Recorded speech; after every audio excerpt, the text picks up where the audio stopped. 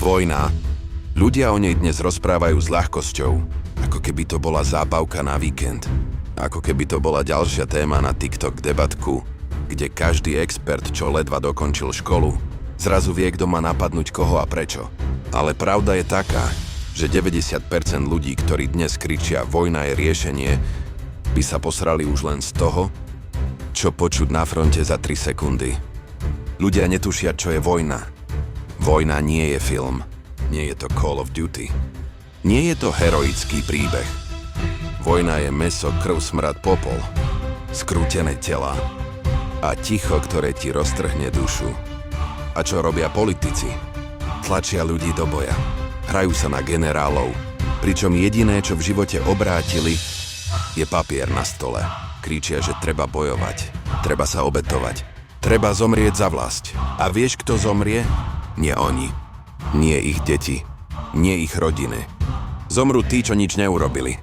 Obyčajní ľudia. Politici majú bunkre. Majú ochránky.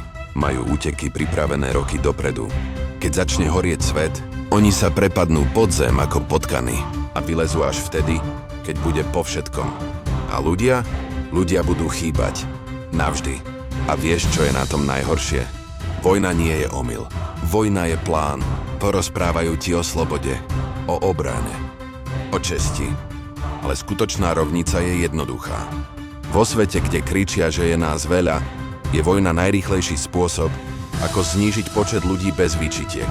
Je to reset. Cynický, chladný, vypočítavý. A oni to predávajú ako nevyhnutnosť.